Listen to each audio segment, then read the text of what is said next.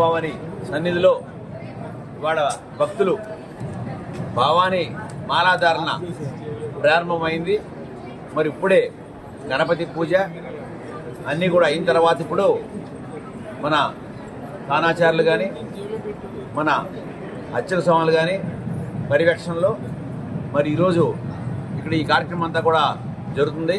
మరి ఎంతోమంది భవానీలు అప్పటికే గంట ముందు నుంచి కూడా 2 గంటల నుంచి కూడా రావడం జరిగింది ఇక్కడ మాలాధారణ కోసం. ఇవాళే ప్రారంభం. మరి ఇవాళ నుంచి కొంతమంది భక్తులు ఆ అర్ధమాలా దీక్ష అంటే ఒక 20 రోజులు వేసుకుంటారు, లేకపోతే కొంతమంది 41 రోజు చేస్తారు.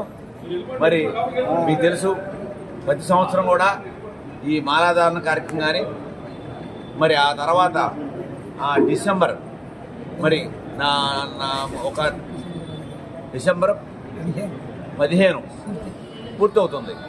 ఆ తర్వాత 5 రోజులు మరి ఎక్కడెక్కడో ధారణ చేసిన వాళ్ళు కూడా మాలాధారణ చేసిన వాళ్ళు కూడా రాష్ట్రంలో కాకుండా ఇతర రాష్ట్రాల్లో కూడా చేసిన వాళ్ళు కూడా తండోపతండలాగా వస్తారు. మీకు తెలుసు మరి మనము దసరా ఉత్సవం ఎలా జరుపుకుంటున్నామో మరి అదే రీతిలో అంతకన్నా రష్గా ఆవేశంగా ఎక్కడెక్కడి నుంచో వాళ్ళు మరి కాళ్ళ నడకన నడుచుకుంటూ 100 కిలోమీటర్ల నుంచి వాళ్ళు మొక్కుకొని ఆ తల్లి ఆ శక్తి భవానీ దగ్గరికి రావడం జరుగుతుంది.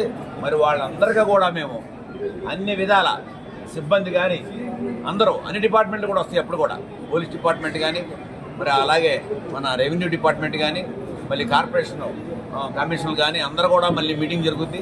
10 రోజుల్లో ఏ ఏర్పాట్లు చేయాలి ఏంటి అనేది ముందు 1-2 సార్లు జరుగుద్ది. మరి భారీ ఎత్తున ఈ కార్యక్రమం జరగబోతుంది. ఇవాళ అంకురార్పణ దానికోసం ఇవాళ అందుకనే పూజ చేసి ప్రారంభించబోతున్నాం. మీ అందరికీ మళ్ళీ మీ సహకారం మీరు దసరా ఉత్సవాల్లో కనుక ఏ రకంగా మాకు తోడ్పడారో మీరు ఒక భాగంగా అని చెప్పాను నేను ఇక్కడ ఈ టెంపుల్లో. మరి మీరు కూడా ఈ ఉత్సవాలని తిలకిస్తూ మీరు ఎంత కూడా ఇది ప్రచారం చేసి మరి ఎంతో ఘనంగా మనం చేసుకోబోతున్నాం. మీ అందరి సహకారం మాకు కావాలి. అలాగే మరి నాకు ఇంత అవకాశాన్ని ఇంతమంది మధ్య ఈ ప్రారంభం కానీ మరి మన ముఖ్యమంత్రి వర్యులు నారా చంద్రబాబు నాయుడు గారు నాకు మరి ఇంత అవకాశం నాకు ఇచ్చినందుకు మీ అందరి ద్వారా కూడా నేను మళ్ళీ ఆయన ముఖ్యమంత్రి వాళ్ళకి ఆయన ఆరోగ్యంగా ఉండాలని ఇప్పుడే మేము పూజలో మరి మొట్టమొదటిగా ఆయన పేరుతో ఇక్కడ పూజ చేయడం జరిగింది. మరి ఆయన ఆనందంగా ఆరోగ్యంగా ఉండాలి. ఆయనకి ఆ తల్లి భవానీ శక్తి భవానీ శక్తి ఆమెకు ఎన్నో పేర్లు ఉన్నాయి. ఆమె ఆ శాంతమూర్తి ఆయనకి మంచి ఆరోగ్యం కలిగించాలి. ఈ రాష్ట్ర అభివృద్ధి కోసం ఈ అట్టడుగు ప్రజల కోసం పనిచేయడం కోసం ఆయనకి మంచి ఆరోగ్యం ఇవ్వాలని కూడా మీ అందరి ద్వారా నేను కోరుకుంటున్నాను.